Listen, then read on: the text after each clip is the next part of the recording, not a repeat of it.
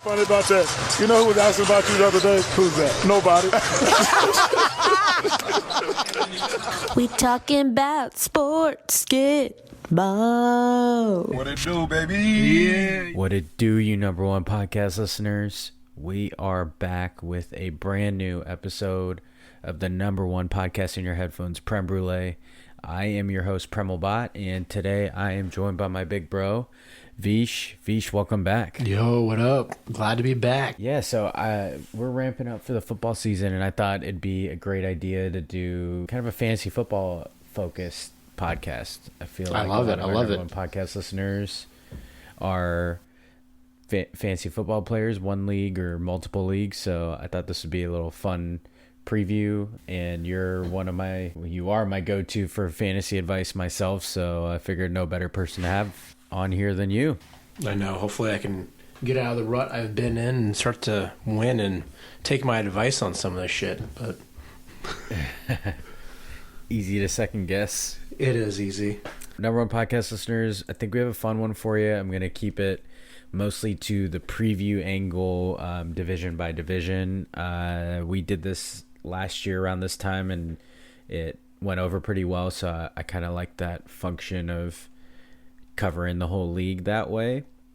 We'll try to touch at least each team at some point, and if they're not being talked about, you're probably like the New Orleans Saints or something. Anyway, all due respect though.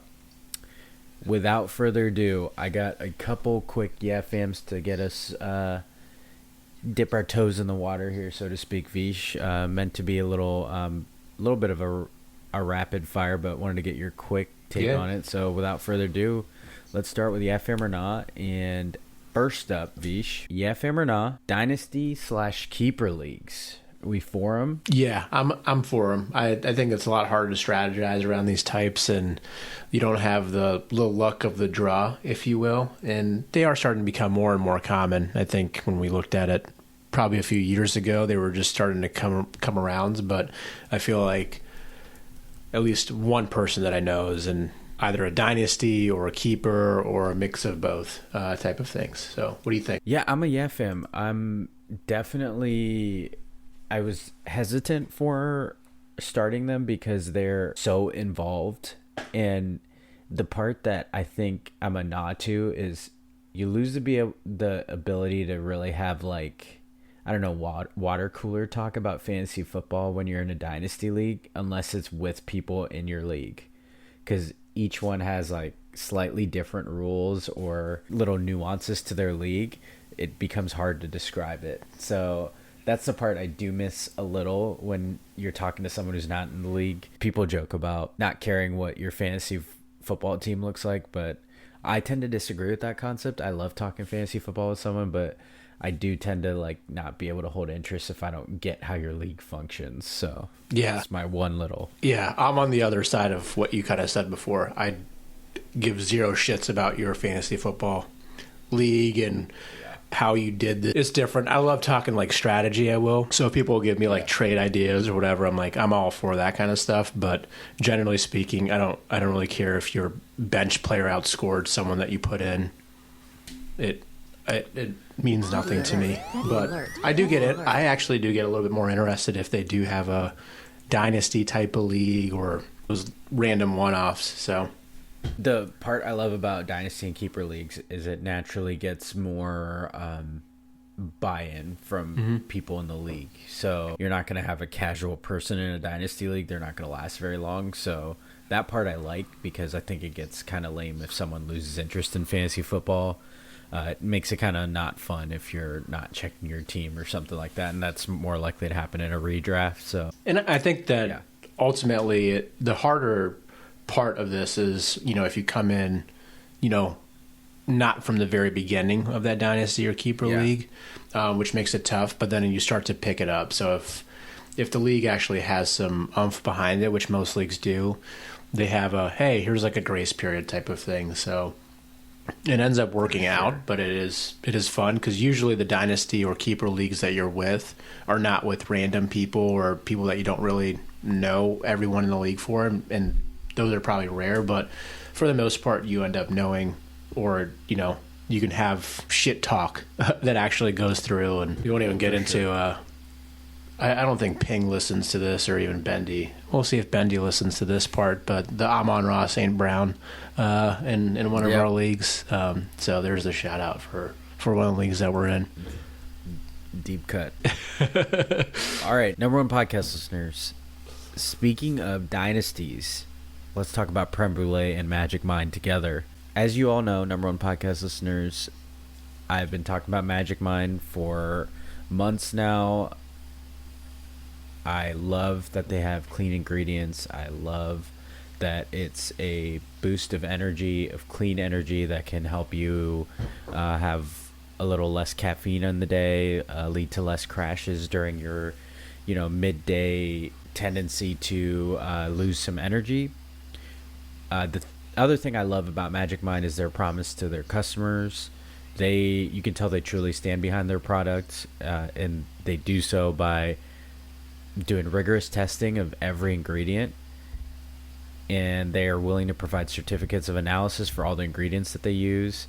You can request them from them by sending an email to their account, hello@magicmind.co. They inspect every bottle by hand and test every batch they produce in their lab. So I love someone who takes their product serious, because how can you expect for consumers to take it serious if the company itself isn't themselves? So their goal to make the best beverage on the planet for creators is something they hold true to. You might have seen ads definitely seen them on my podcast, but definitely with other creators as well. It's because people use it and believe in the product. So, and they're so confident that you will like their product that they offer money back guarantees, 100% refunds, no questions asked. They won't ask for the remaining bottles back.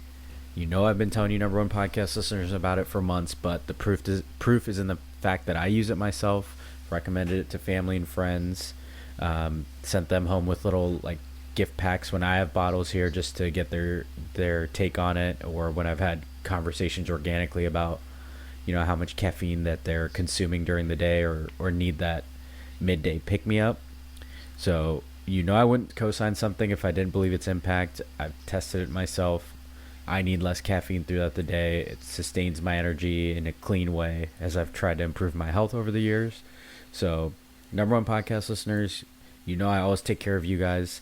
You can still get 20% off a one-time purchase, or up to 48% off your subscriptions by going to magicmind.com/prem. That's magicmind.com/PREM.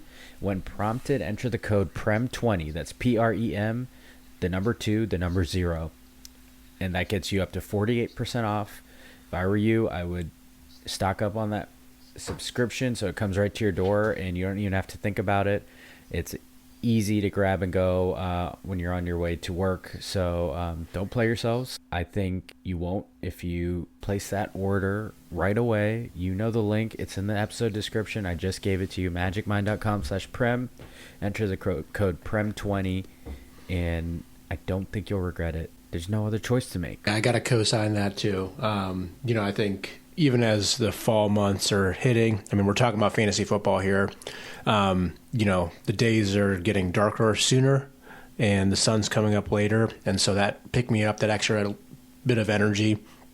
I know, Magic Mind worked even better for me in the winter months, just because it is kind of those dreary areas. So you need an extra pick me up. So instead of drinking an extra Diet Coke or an extra coffee, supplementing Magic Mind and not having to have that extra, fluids in you is super there, and it's cleaner too. Yep, for sure. All right, Vish. There's no other choice to make besides Magic Mind, but a choice I want you to make is regarding this year's fantasy football drafts, the whole subject of this episode. Okay, this feels like the age-old question. Everybody does a draft order a different way, but wherever you wind up for this year's particular draft, are you a yeah fam to picking near the top, or are you a nah, and that means picking elsewhere is fine this year? Just to give you number one podcast listeners an idea, the top of the rankings have people like Jamar Chase and Saquon Barkley. But the trade-off is that you don't get to pick until the very end of round 2 typically.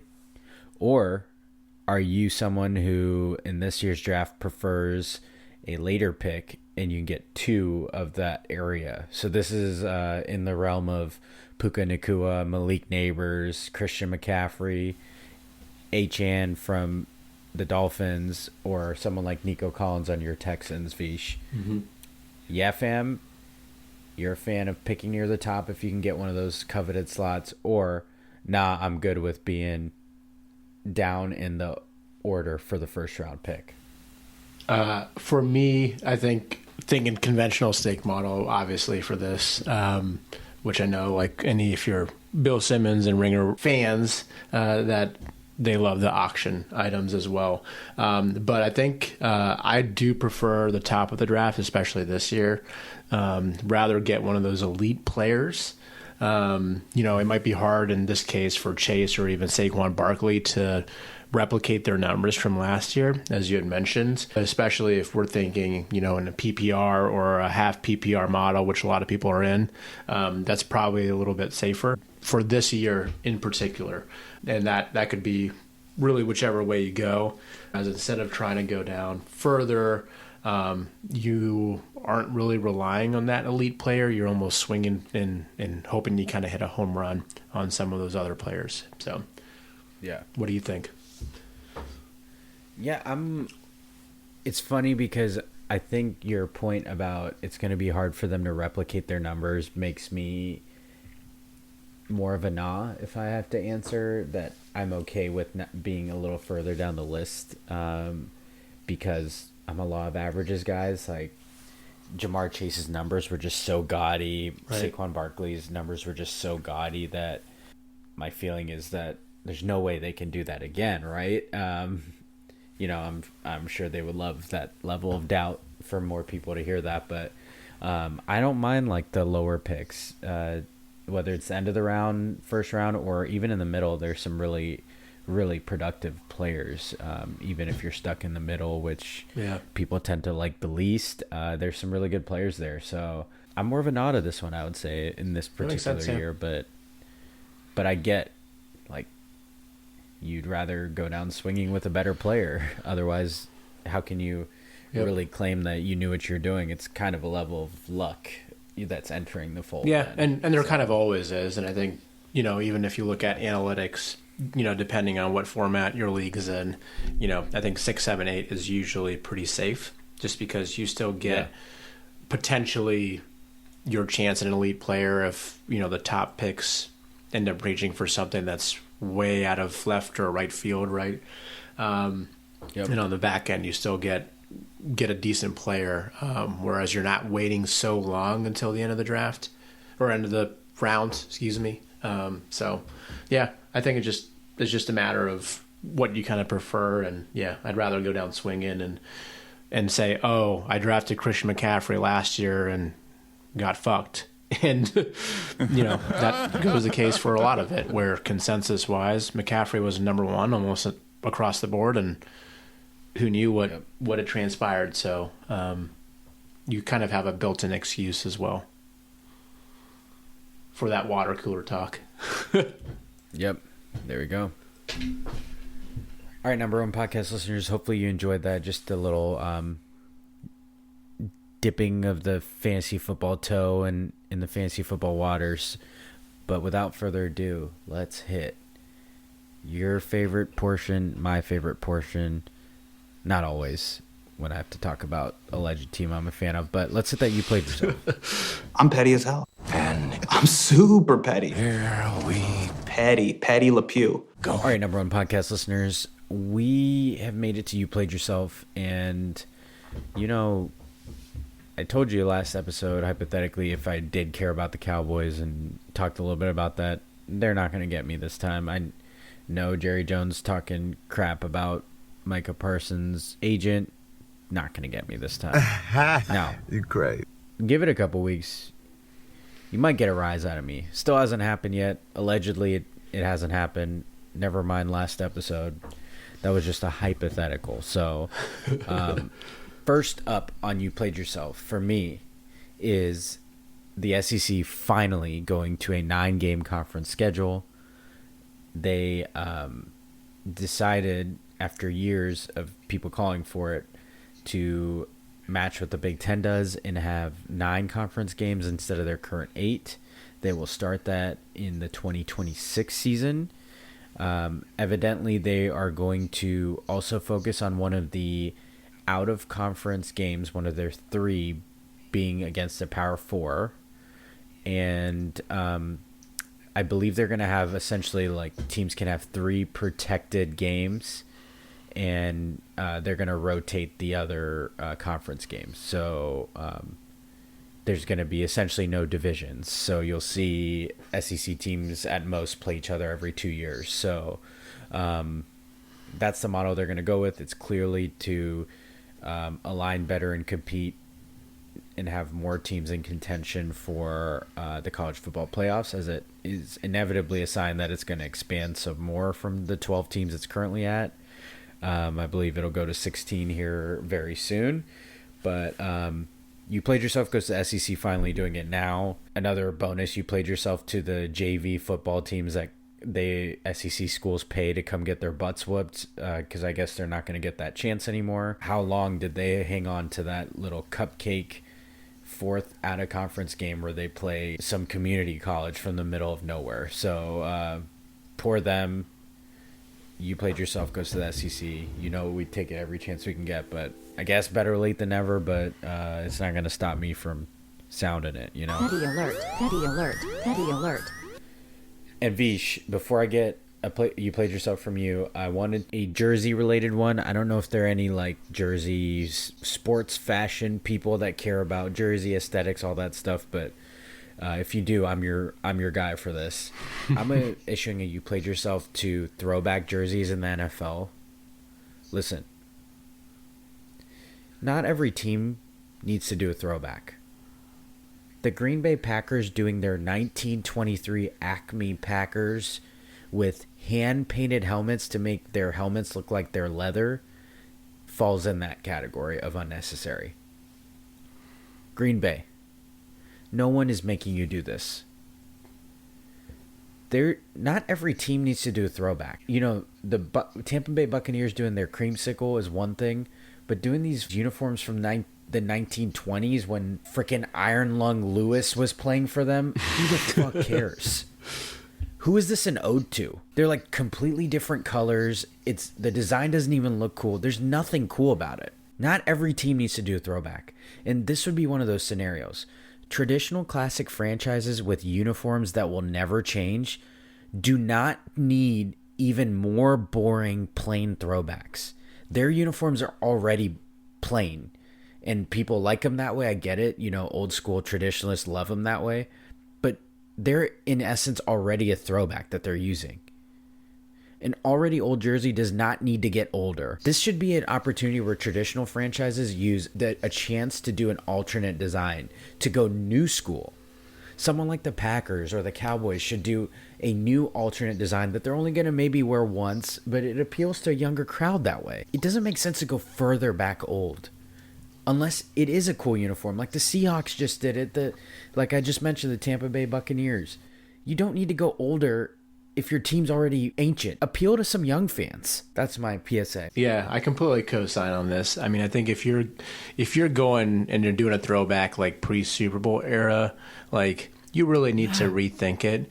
And I think some of the logos that these teams have had, like even the Packers, or even to look at the Cowboys, like old school, you know, weird, kind of clip arty logos that they have, if they do something with that and still keep the color or make the old design and have an ode to whatever and change it up a little bit. Put on a helmet. Yeah, we're not like a sticker, a different logo. Yeah, we're not looking, like you said, for a leather connection or whatever stupid. It is. It's very silly. I mean, the Steelers the same thing when they have those like bumblebee uniforms, and yes, it is. That's the other example that it's gross. I mean, if you like it so much, use it as your permanent uniform. Let's see if you actually like it that much. Yeah. And that's my challenge. And most of these franchises also have like an alternate like logo. So like the Bears, for instance, you know, the classic C, it's a classic uniform, the navy and the orange, but they also have that bear logo that they can use or leverage and kind of create it differently instead of just being like, oh, we're going to have an orange colored uniform. Yeah. That's going to be awful to look at. So, and speaking of, I guess, orange, you know, and the different helmets that exist and franchises that have some senses of logos, I want to have a "You played yourself" to the Cleveland Browns. I know I'm going to alienate a lot of our listeners that are Browns fans. I dig it. And I do not care. Petty alert. Right. Petty alert. So, Petty alert. living in Northeast Ohio for the last 10 plus years, I should say, and even being an Ohioan my entire life, I just didn't realize how trash of a franchise the Browns truly are. And especially since they've come back, you know, after they moved overnight to Baltimore and they retained all their rights, blah, blah, blah. Their on-field is not nearly what I'm talking about, right? And so what I'm talking about is them as a franchise. So like many franchises that are looking for updated stadiums, they are going to be moving outside downtown Cleveland, for those that are not aware, and going to be moving to essentially a suburb of Cleveland, right? It's probably the same distance for most people that are traveling to Browns games, and it's a little bit more convenient.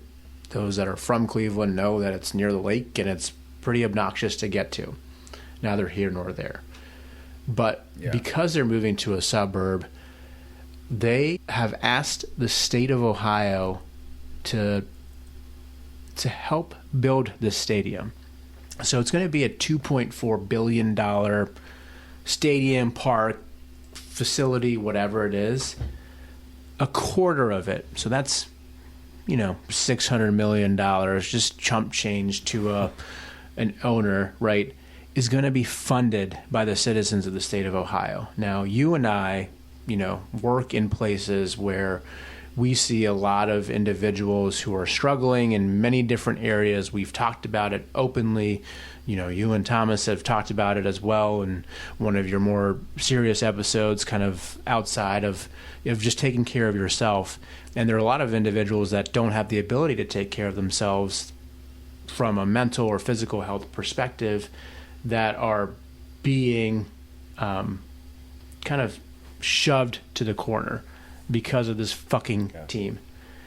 And if you haven't heard, Bill Simmons, and we've referenced Bill Simmons a few times, I guess, or I have at least, just play the... I believe that billionaires should pay for their own fucking football stadiums. Gets right to the billionaires should pay for their fucking stadiums. I think everyone can co-sign this. If you own an NFL franchise, you are the elite of the elite, right? NBA has a great evaluation, but NFL franchises are next to, you know, almost next to God in terms of the money they get. The part that really sucks is that it's just a shame that there's so many people in our community in the state of Ohio that are going to be impacted by this fuckery, if you will. So not only do I hate the Browns, not only are they on the "you played yourself," but it's their owners, their franchise, what they stand for, a lot of the players that they select and give third, fourth chances to that shouldn't be getting third and fourth chances, let's be honest. Yeah. And what I'm saying is, not only should they be shameful for themselves, they should just get this fuck out of the state of Ohio. Look, I stay petty, so I don't have to get petty. Hell yeah. And I just wanted to, I know we have a lot of listeners that are out of state that might not understand kind of those ramifications. Just but everybody's dealt with the level of that from a franchise. Oh, yeah, you know, 100%, like, yeah. No matter what city you're in, they always do what Bill Simmons just said. Oh, 100%. So, like, you have all the money in the world and you're trying to get the taxpayers to help you. Yeah, what sense does that make? It's obnoxious. So, love it. All right, that's a perfect segue into Am I Hatin? So, number one podcast listeners, you know what time it is. Our segment where we talk about statements that maybe clearly are hating, but it's a safe space anyway. And so, number one podcast listeners, my water bottle, Am I Hatin' from last episode, really struck a chord with Hydration Gang, a.k.a. Clear Piss Gang. Shout out Roche's name. That was a huge hit. Y'all are passionate about your water bottles. I got so many fun messages from people, despite me saying it wasn't personal, jokingly saying, oh, it's personal. So, number one podcast listeners, I'm all about self-reflection. So, after reflecting about my Am I Hatin', I thought this was a good opportunity to admit that I'm still absolutely fucking right. That's awesome. Number one podcast listeners, Clear Piss Gang.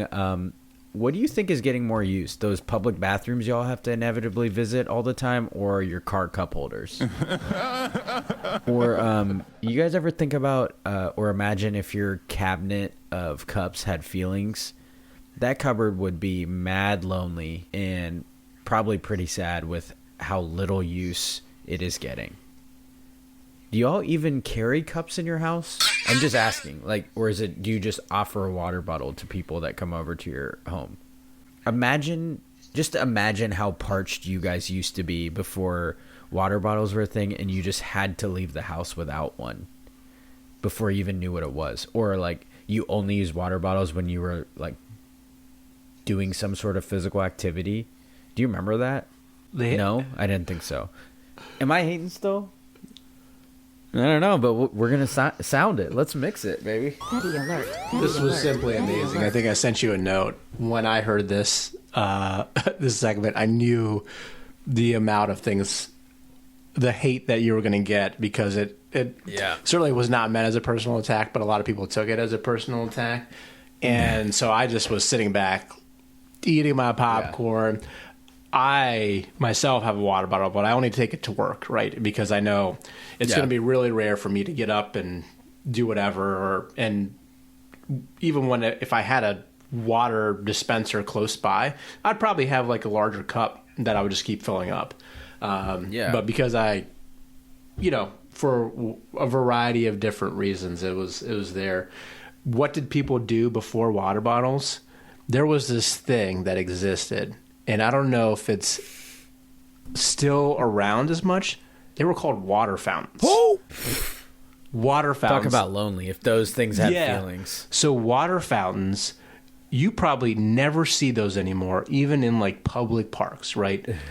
Because everyone is carrying their fucking water bottle. So I am with you on that. I certainly have a water bottle that I carry. Rarely will I take it anywhere else. If I do take it, it's a 30-minute or longer trip, right? It's something that is there. And if I can't take my water bottle, I will take a Diet Coke. I will take a cup of coffee. I will take a Magic Mind with me.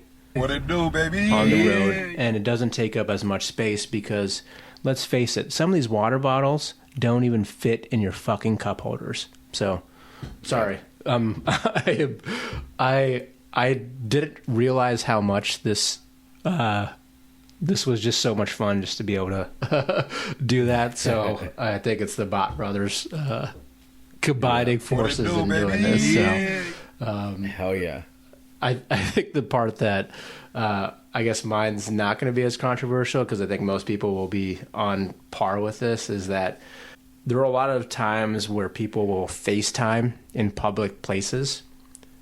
And when I say not just on a random park bench that not many people are going to be going nearby, or, whatever, while they're shopping for groceries, or while they're getting ready to order, a meal at a restaurant, like a Chipotle or something, they're FaceTiming someone. What in what area? And it's not, they don't have their AirPods in, they don't have headphones in, they're speakerphone, and you could also sometimes see what they're fucking talking about, but in their battery of individuals that are FaceTiming in these public places is like almost dead. You're like, what? It just doesn't make any sense. So that would be, I think it's not as controversial, but I think what's going to be controversial is that I am co-signing with this water bottle thing, and so I'm just getting ready. Yeah. And if your water bottle does fit in your car cup holder, we would love to see that. We would just love to see it. So, when you are sending your hate right back to us at Creme Brulee, let's see some anti. Let's see you reciprocate this what we're talking about here today. All right. On that note, number one podcast listeners, I wanted to focus in on this section to kind of serve as our NFL preview / mostly fantasy football preview. We did this last year before the season, and I really enjoyed it, Vish. So what I want to do is go division by division. Cool. And get your take for the following. Just for you number one podcast listeners following along, this is kind of the order we're going to stick to with each of these. We're going to go division by division. We're going to say our pick to win the division, a fantasy player that's worth the hype, so someone who's rated pretty high that you think is going to live up to it, a fantasy player not worth the hype, more known as like a bust. Sure. Someone who's projected high but isn't going to fare as well. A sleeper fantasy breakout, someone not being talked about a little later that you think will do well. And a bonus, if you have one by division, is those of us in dynasty leagues, if you have someone or a deep cut that you think might be useful to someone who's doing maybe just a rookie draft or picking up someone on deep on their depth chart that might be worth something later. So Vish, without further ado, you ready? Let's do it. Okay, I'm going to start in the NFC North. Obviously, number one podcast listeners know that's Lions, Vikings, Bears, and Packers. So Vish, take it away. You can go through your picks and for those categories, and let the number one podcast listeners know what you're who you got for the season. All right, perfect. All right, so pick to win. I'm gonna go with the Lions. I feel like it's a safer choice, and we always end up backtracking sometimes. The fantasy player worth the hype right now, I think Amon-Ra St. Brown. We referenced him earlier. In terms of the fantasy player not worth the hype is going to be Sam Laporta. The tight end for the Lions is someone that I think is going to see a little bit of a downtick in terms of targets and things of that sort. And then a sleeper breakout that I'm saying, and I think this works for Dynasty as well for this person, is Jordan Mason. He's a running back for the Vikings. He's the one that actually took over for a lot of the 49ers individuals that had Christian McCaffrey last year, and so he kind of held down the fort. So, nice. What are your thoughts? Yeah, so I like the Lions as well. Roche and I talked about it in a previous episode. Definitely concerned with them losing both their coordinators, but I like their roster overall, and especially their running back tandem. My fantasy player worth the hype.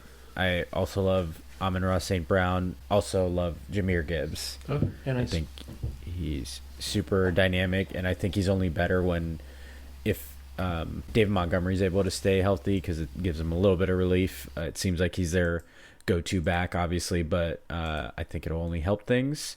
My pick for not worth the hype, I am going with DJ Moore. All right.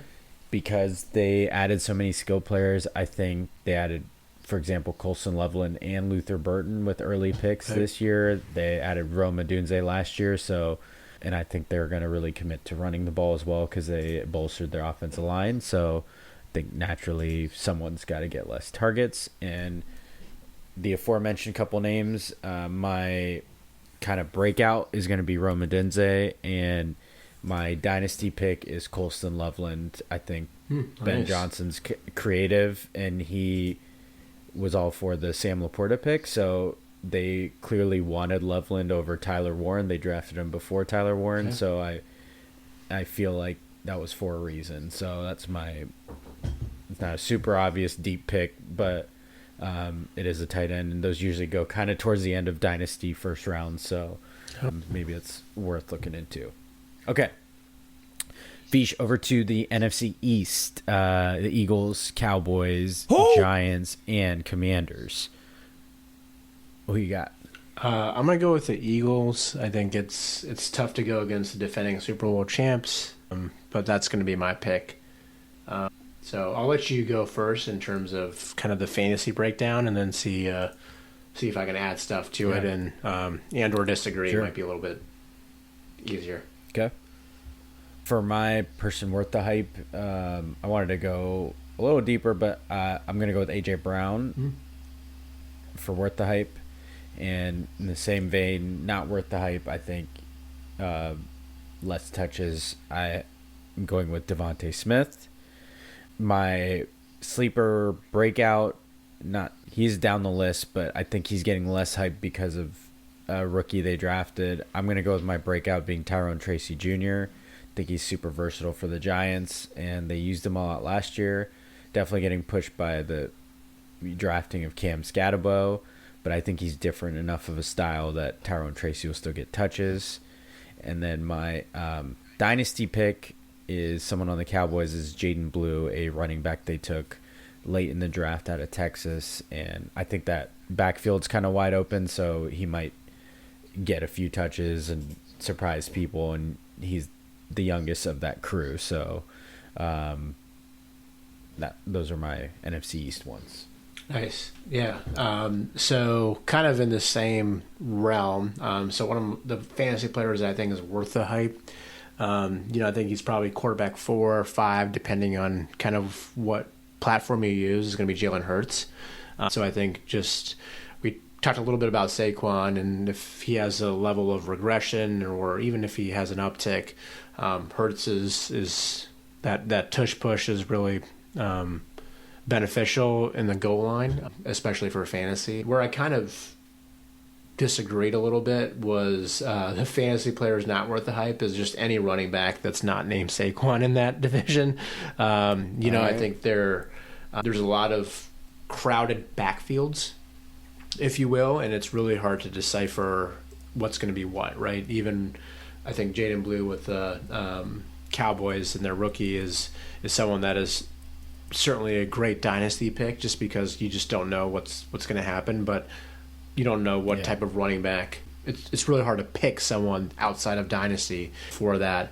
And then so my sleeper breakout for that is staying with the Cowboys, but it's going to be George Pickens. So I think saying no running backs, don't pick anyone for like the Cowboys or anything, but George Pickens, the Cowboys invested in him. You would think that with Dak hopefully healthy and able to spread the ball around, that between CD and George, that they'll be able to really spread the field and be able to do different things down the field. So, all right, to the NFC South, the Tampa Bay Bucks, the New Orleans Saints, the Carolina Panthers, and the Atlanta Falcons. Who you got, Vish? For this division, I'm going to go with the Bucks. I think it's safe, even though the NFC South historically has always been up for grabs. I think the Buccaneers really have a solid team throughout. In terms of my fantasy player worth the hype, I think is Bijan Robinson, as he likes to be called. All right. So obviously you're going to be picking towards the front of the draft if you're going to be taking him, but I just think with his versatility and what he's been able to do the last few years, it's there. In terms of players not worth the hype, it's just any Saints players. Sorry, Chris Olave, go Bucks. And then kind of the sleeper fantasy breakout and dynasty picks, I think the easy answer is Emeka Egbuka. Go Bucks. Yeah. There you go. And then Bucks, kind of the outside answer for that is another rookie wide receiver that was actually taken first in that draft class last year, was Tet McMillan with the Panthers. So I think he's obviously taken, and it seems like he's having a good camp and all of that. So I think dynasty-wise, definitely go with the rookie. Those will go earlier, obviously, with the wide receivers, but those could certainly be sleeper breakouts as well. So what do you think? Yeah, I really like those picks. I am also picking the Tampa Bay Buccaneers. They're the defending division champs the last couple years. They definitely have the best roster on paper. For my player worth the hype, I'm going Drake London. I think with Michael Penix, I think he's going to get a lot of targets. So he's ranked pretty high, and I think people are scared of him a little bit from the last couple years and not utilizing him. I think that'll change. My player not worth the hype is Bucky Irving. I just think the Buccaneers have a lot of weapons, and they're going to start throwing the ball around a lot.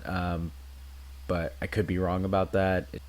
My hunch is that they're going to go air it out a little bit more, and that leads to a little less production for Bucky Irving. Yep. I like the obvious pick of Egbuka as a breakout star, especially, unfortunately Jalen McMillan got hurt, and then Chris Godwin's going to start the year recovering from his injury, so that lends itself to Egbuka being basically their second receiver except for Mike Evans. So I think that'll be a lot more targets and a lot more time to get used to Baker Mayfield, who's been raving about Egbuka too. So, and then my dynasty pick, I'm kind of going to go a little deep cut. I know we're talking about the Saints and making fun of them, but maybe a flyer goes in dynasty to Tyler Shuck. If you're a super flex league, a 2-quarterback league, maybe he's someone you consider late. Yeah. It's still a QB battle, but it seems like that team is going to be so uncertain. Even if Shuck loses the job to Spencer Rattler, then maybe he sees the field at some point. Yeah. Injuries happen, and if you're playing a 2-quarterback league, that might be someone you take a flyer on. So especially with the wide open, a really bad roster, they might just throw the rookie out there. So yeah, true. That was my little I like that, deep, especially for dynasty pick. Yeah. Okay. Last but not least in the NFC is the NFC West. Rams, Cardinals, Seahawks, and Niners in the NFC West. So who you got, Vish? I'm going to go with a pick that I think we all picked last year as well. Is going to be the 49ers. I think they seem like they're finally healthy, even though they've lost a lot of people on the defensive side and even on the offensive side. And then from a fantasy player worth the hype, I'm going to go with the Ram of Kyron Williams. He got his extension that he was looking for, so I think he's going to be the lead back that kind of is in that area. A player not worth the hype for me is going to be a Seahawk, and that's Kenneth Walker. So I think it's just his ability to stay on the field has just been a plague. And I think in terms of a sleeper, is going to be, I think, is a second year, so could potentially be a dynasty pick as well. But I'll give you a rookie after that. But Trey Benson is a sleeper fantasy breakout to me. He's, I think, second behind the depth chart for James Conner, for the Cardinals. And, so if James Conner, seems like starts off pretty strong and he has a great floor, I should say. I think that's what we're looking for. And then in terms of a sleeper, I'll go with the Seahawks, and it's a wide receiver, Torrey Horton. So kind of just on the opposite side as a rookie. Another person, if you're looking for a deep cut, probably not going to be in the first few rounds of a dynasty pick, but certainly later on. So it could be someone worth taking the flyer on. I know he's kind of banged up right now, but someone that hopefully the Seahawks come in there. So what about you? For the NFC West, I'm going with the Rams for the pick to win it. My worth the hype person is Puka Nacua. Okay.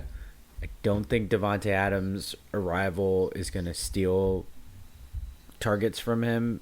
I think they're good complementary receivers. Roche and I talked about that a little bit.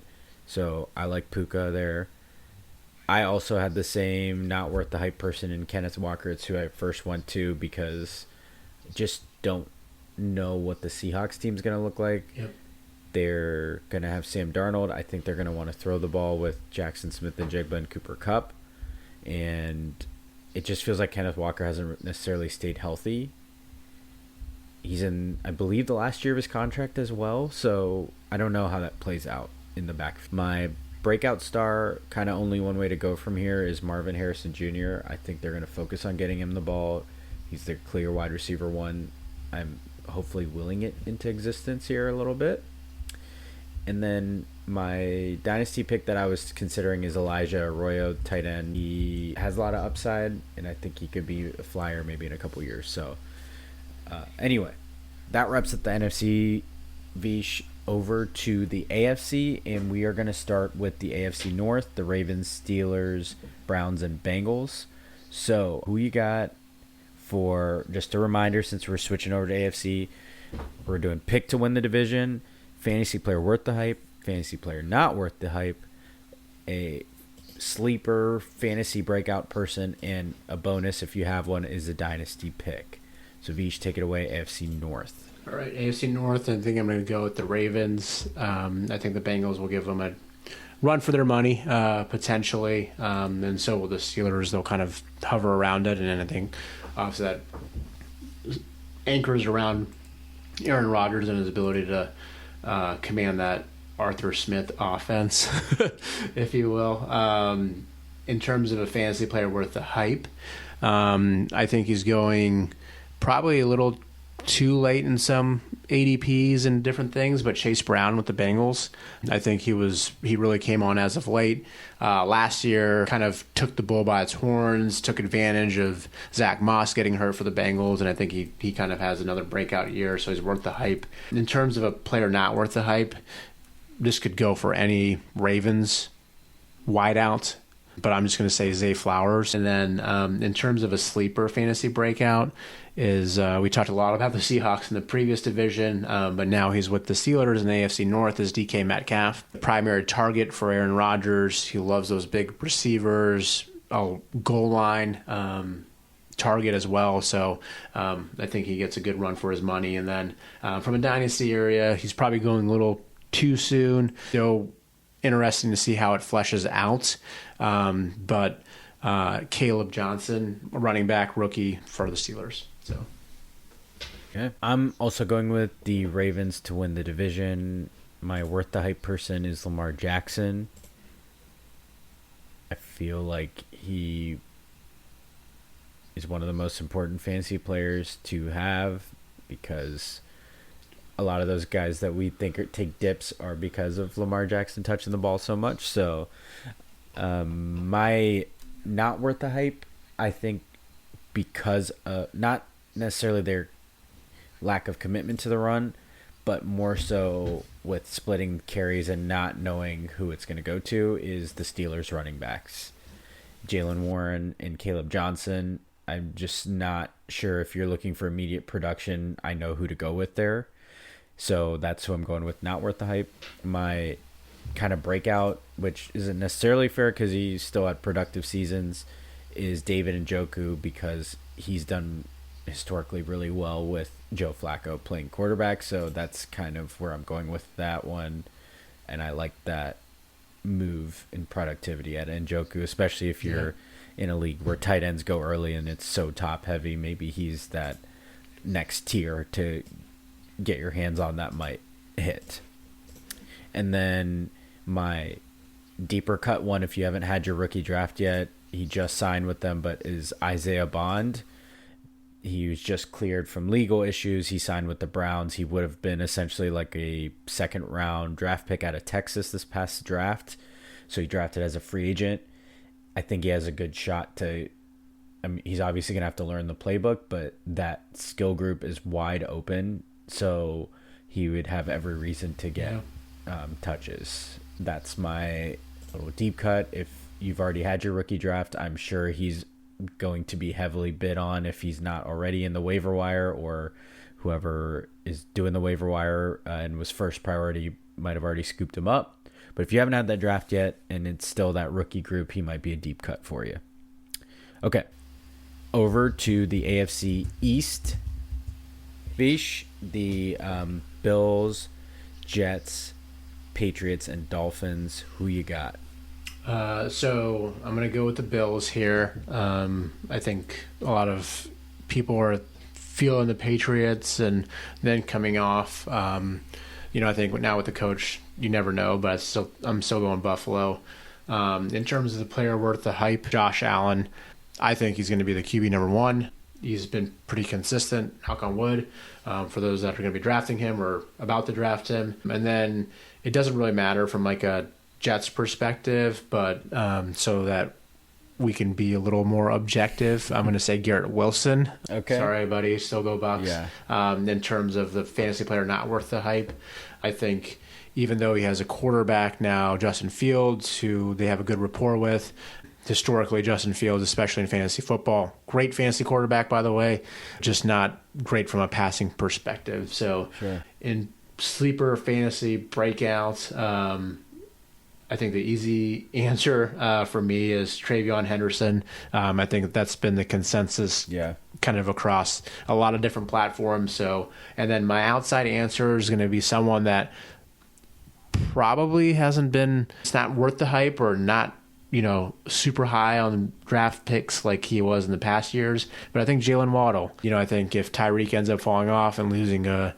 step in his speed, I think he's a great possession receiver. And then from a dynasty perspective, we talked a little bit about the Patriots, but Kyle Williams, obviously Travion Henderson is going to be one of the top picks that is going to go pretty quickly in dynasty drafts. So certainly you want to try to get him. But Kyle Williams is a wide receiver for the Patriots, and so worth definitely a flyer for later on. So what do you think? I like that. To win the division, I like the Bills, and my worth the hype person is also Josh Allen. I don't think there's any reason to be cute with this answer. He, like Lamar Jackson, those feel like the two most consequential fantasy players, assuming good health, which is what we want. My not worth the hype, I'm sticking with the Jets, but over another position group is Breece Hall. I just good choice. He's drafted he's slotting kind of high, and I just don't know what that team's going to look like. And also Justin Fields is going to run quite a bit too. They also like their depth pieces. So anyway, I like your pick also for breakout star. Travion Henderson seems really dynamic this preseason, and he had every opportunity to get the ball in New England. So I like him. He's going to be a popular pick, like you said. So I like the Kyle Williams pick, but I'm going with Henderson. And on that note, let's move over to a special division to you, the AFC South, the Texans, Titans, Jags, and Colts. So who you got, Vish? Well, I'm going to choose the Texans, knock on wood here, to win the division. I think the fantasy player worth the hype is Nico Collins. I think there's certainly, with some of the injuries, and they even traded away some of their veterans, they did add Christian Kirk, but I think Nico Collins is by far Stroud's favorite weapon. And then I'm going to say, in terms of any player not worth the hype, and this is more just stay away, I think is kind of what I'm thinking, is anyone not named Jonathan Taylor, just stay away from any running back in that division. It's just a crowded backfield, including the Texans. Mixon is one of those players kind of like that's been battling an injury, and we don't know when he's going to be coming back. In terms of a sleeper fantasy breakout, I think that's going to be Cam Ward. Okay. I think it's something where they're going to be experimenting a lot. He does have the run capability to open it up, so we'll see what ends up happening. I think beyond, in terms of dynasty picks, Certainly the easy answer is going to be any of the Texans wide receivers, any of the Jalens, or the Jadens, or the Higgins or Jalen Noel that they drafted from Iowa State. But I'm going to go with a Titans wide receiver. Okay. I don't know if I'm saying his name right, so this is always a precursor, but Alec Aomayor with the Titans. So rookie wide receiver. I'm looking for some of the dynasty deep finds, if you will, where you want to try to take a flyer on some of these players that might end up developing a relationship with their rookie quarterback. Sure. Yeah, what do you think here? Yeah, I also like the Texans to win the AFC South. Knock on wood for your guys' sake, obviously. Again, like you, I don't think there's any reason to not go with the obvious. I like Nico Collins as the player I expect to live up to things, because him and CJ Stroud do have a really good rapport, and the rest of the wide receiver room's all new. I know it's not new at this point, but he does have a rapport, Nico Collins. I kind of liked your theme with the not worth the hype, but I'm going with the Colts wide receivers. From a fantasy standpoint, I don't know who you'd pinpoint out of those group, and they added someone like Tyler Warren. I think they're going to focus on running with Jonathan Taylor, and they had a QB battle that for the ages between Daniel Jones and Anthony Richardson. So a QB battle nobody wanted. That's where I'm going with not worth the hype. Not that any of them have major hype, but I tend to not really trust any of them. And I like your Cam Ward pick for breakout star. I think he's going to have every opportunity. He's got experienced receivers to throw to, which I think is an underrated that's duo. They got Calvin Ridley and Tyler Lockett, and they're pretty dependable guys. So I think that bodes well. And Tony Pollard is hurt a lot, but if he can stay healthy, he's a decent running back in the backfield to complement him too. So he'll have every opportunity to, and obviously it bodes well because he's the number one overall pick. So I also had here, like you mentioned, the Texans wide receivers 2 to 3, whichever one of the two rookies, and then also Christian Kirk, who's largely been forgotten over the couple years, but I think he stands to benefit from the attention Nico Collins gets, and I kind of like that role of flying under the radar. And I think Christian Kirk, if he can stay healthy, which he's had bad luck with, it's kind of a fresh start for him with a good quarterback. So I kind of like that as like a deep cut. So he's more of my pick, but I like the rookies if you're thinking dynasty, if we're addressing that question too. Okay. Last but not least, Vish, the AFC West, the Chiefs, Raiders, Broncos, and Chargers. Who you got? I feel like it's hard to pick against the Chiefs, even though I feel like a lot of people like the Broncos and their team and with Sean Payton, but Chiefs is going to be my pick to win the division. From a fantasy player worth the hype, I kind of put 2 rookies on here just because I think they're drafted first, second rounds. So they're not necessarily dynasty players unless you're picking kind of first or early on. But it's Omarion Hampton with the Chargers, and then Ashton Genty with the Raiders. And so they were both rookie running backs, kind of top tier, and we've talked about the running backs that have come on late, and I think running backs sometimes, especially for dynasty, if you hit on them, they're golden, at least for a few years. In that same breath, staying with the Chargers, the player not worth the hype is Ladd McConkey. So this actually surprised me when I was kind of looking at it and where Ladd's going. I certainly wouldn't be shying away from him, but I just think that with my sleeper fantasy breakout of Keenan Allen, he had a pretty solid last year with the Bears, and now he's back with the Chargers. So it kind of goes one and the same for me around that.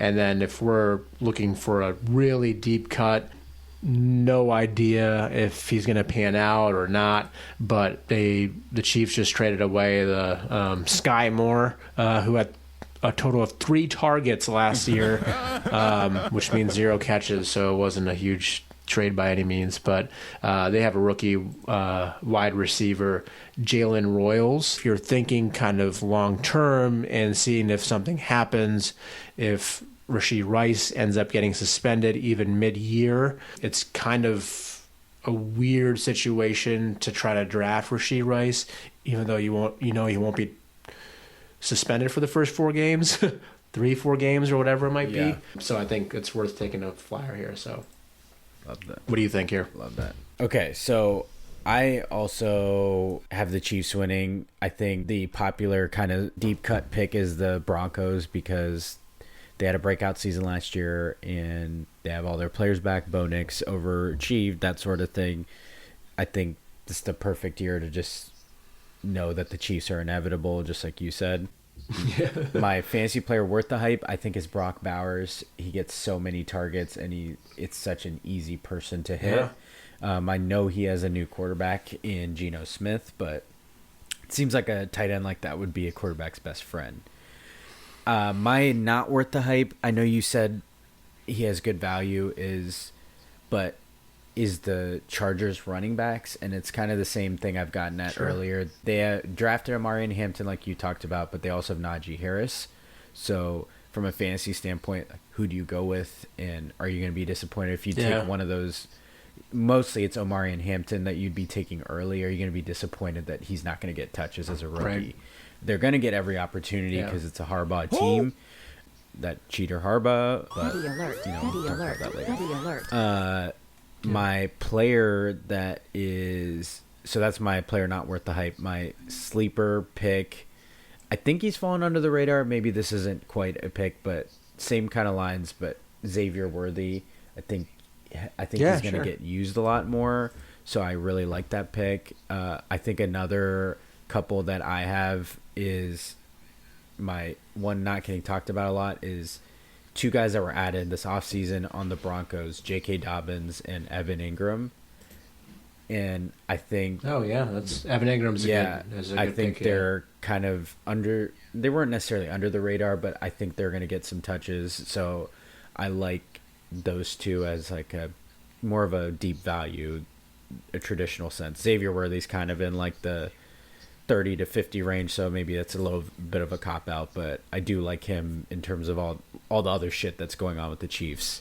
So a couple picks for that. And and my along the same lines as I was just talking about not believing the Broncos winning the thing, but as for a deeper pick for sleeper value, I like RJ Harvey.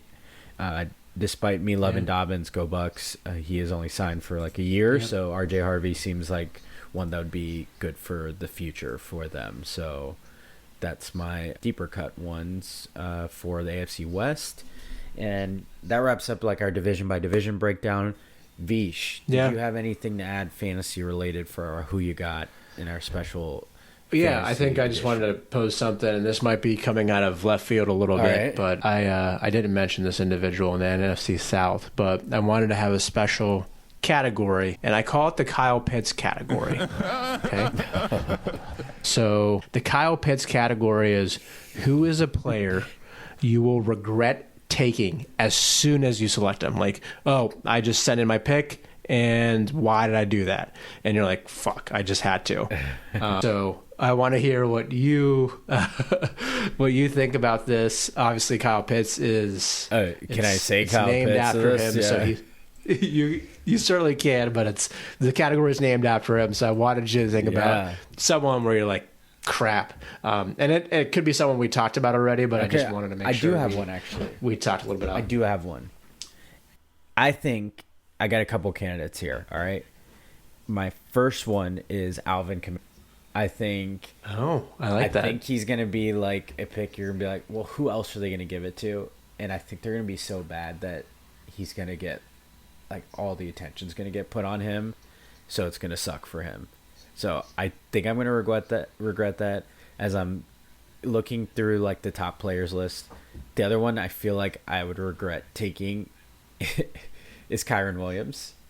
Because he's not like a shiny pick, sexy pick. Yeah, he's not a But sexy then pick. Yeah. they could easily, like Sean McVay could have a game where they barely run the ball, and they have Puka and Devontae Adams. So those are kind of my two. And then my third candidate is also someone you mentioned earlier, but I feel like he has potential to be regretted, is DK Metcalf, because I just worry that the Steelers are going to commit hard to the run, and then Aaron Rodgers had trouble getting the ball to certain players with the Jets with good receivers, so I'm just worried that it's going to be some of the same. So those are my candidates of regret. Those are the first ones that came to mind. What about you, Vish?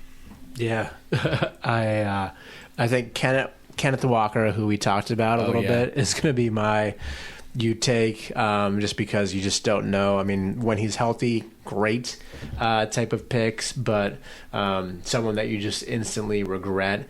And I also feel like there's going to be a few. I love the ability for Alvin Kamara, but I'll also say like Aaron Jones is another one. And then we talked about Travion Henderson and why he's moving up draft boards and all of that, even though they haven't come out with the depth chart. But Ramondre Stevenson is the other person that I would just regret taking. Yes. And I feel like that goes with any Patriots running backs. So there's a few players in this. Kyle Pitts, and if we wanted to go with like a tight end of who we regret, as soon as we take them, for me, I think that's going to be Mark Andrews. Yes, so love that one. Is one of those where you're just like, yeah, you're like, oh, this could be great, or it could just blow up in my face. So yep. Yeah, in honor of his namesake, I like the Mark Andrews pick for sure. It was named after a tight end, so it's only right that we add it. But yeah, for love sure. that category. That's going to have to be a permanent one for next year too. All right, Vish. There you go. Let's go to what you feeling. Vish, what are you feeling lately? So this is probably alongside you. Yeah. You'll probably, I don't want to steal any of your thunder, but we were able to see clips in Cleveland. Yep. So Namdi, who has hosted Prem Brulee before as well, came up, and we had a great time. And so we were able to see clips in Cleveland, which was awesome. We had a really awesome, it was so fulfilling as well. Yeah. But then also being able to hang out with you and Naeem and with Calvin before the concert was awesome. And then kind of what I've been watching, it's not, it might hit differently, but I'm not all the way through it. But the new Cowboys documentary on Netflix, 3 episodes in, and it's the first episode starts out pretty slow, but it's really starting to pick up, and I can see how it's getting some rave reviews. So yes, totally agree with both of those. For sure. I'm definitely feeling getting to see clips in concert. It was a concert bucket list. Got to see it with you, who got me into clips, which was very cool. Love getting to go to concerts with you, and yes, hanging out with Namdi and you, and then also getting time with my nephew Calvin beforehand was awesome. We, Roche and I last episode we were talking about, energy filling type of days. That was one of them. Yeah. So cool. That was awesome. Also, my son Barrett started preschool, which is crazy, so I'm feeling that. Look at that. Yeah, let's go. If you're a parent, not necessarily feeling it as in your own feels as a parent, because time moves so quick, but excited for him, so that's what that's for. So I'm also 3 parts through the Cowboys documentary. I figure I might as well enjoy the last time they'll ever be good, so I'm kind of embracing the documentary. So a lot of it's hard because we were alive for the parts, but we wouldn't really remember it's a lot of that. So it's cool to see the inside stories, because I've obviously, as an alleged fan, have read a lot about those dynasties and seen a lot about them. So a lot of it was confirmation that, what I read about earlier in my life was true, but it's getting more details to that. So that part is very fun to me, and adding more context to what I've researched in the past. So anyway, and also adding on, you got an experienced porch rocker as well. Very cool so for those that are so in one of our neighborhoods in Akron, it's exactly what it sounds like. It's not people in their rocking chairs on porches. It's literally bands playing on people's porches in neighborhoods with vendors lined up, food. There's a kids zone, certainly, which Calvin was which partaked in, but it is just a really cool event that has blossomed into this huge thing. So really neat. I know a lot of different communities have that, but I know Akron has really made it a special thing. And cool. There's certainly a main stage and a beer garden and all that with bigger local bands, if you will, but with individuals actually playing music on people's porches, actual porches is pretty sweet. So very cool event. Yeah, shout out Highland Square in Akron. That's a very cool event. Yep. That has, what you told me, grown over the years. It is very grand in scale. Cool to walk around a neighborhood and have that sense of community, and very unique event. So that was cool to see. I think they estimated like 25,000 people were down there. Insane. It sounds about right with how long it took to park, but it's true. As long as it's taken. Yeah. Well, it's a good thing for the community and very cool for that neighborhood. So awesome to see and see it through Calvin's eyes too, and get to play with them and stop by some local vendors and support them. That's always cool too. So yes, 100%. That was a fun day and cool to check off something off a concert bucket list, which I never thought would happen. Seeing clips, seeing them perform classics along with their new classic album that just came out. It's very cool. Yep, they did a really good job with their set list. Yes, so everything you'd want it to be. So if you're considering seeing them in concert, if they come to your town, I highly recommend it. Clips it's pure hip hop, and I loved every second of it. So great time. Okay, number one podcast listeners, you know how we like to wrap up each episode. Let's hit that too much sense. Enter that intro. Okay. My too much sense for this episode, number one podcast listeners, is this PSA. As a friend, I am never tired of your life.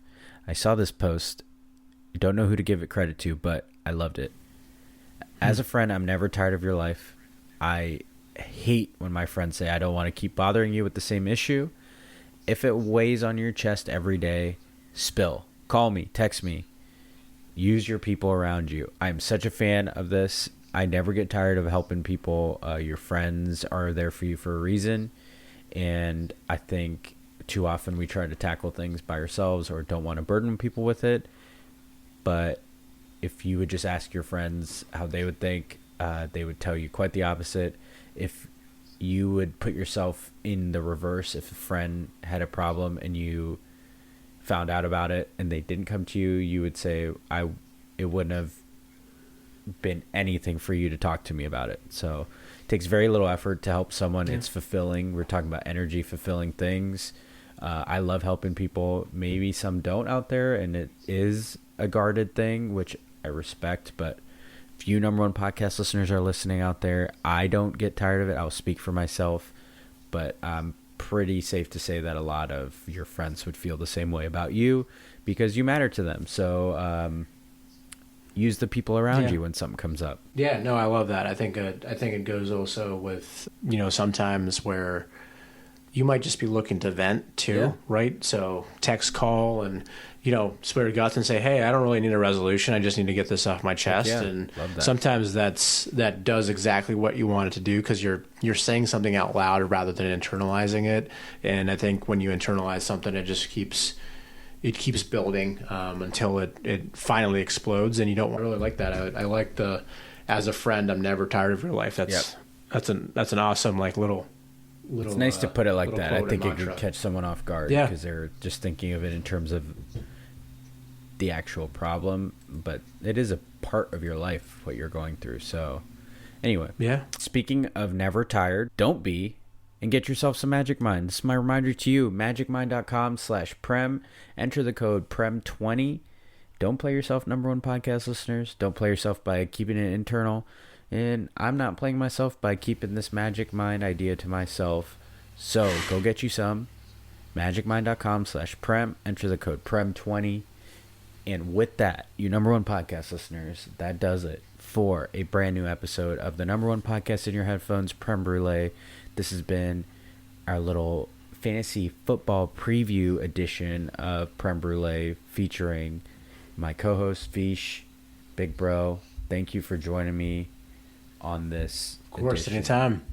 Number one podcast listeners, thank you for listening. Thank you for supporting the podcast. Thank you for your feedback and your notes and your interactions online. I truly, truly appreciate it. I try to tell people all the time how much it means to me to hear from you about episodes. It never gets old.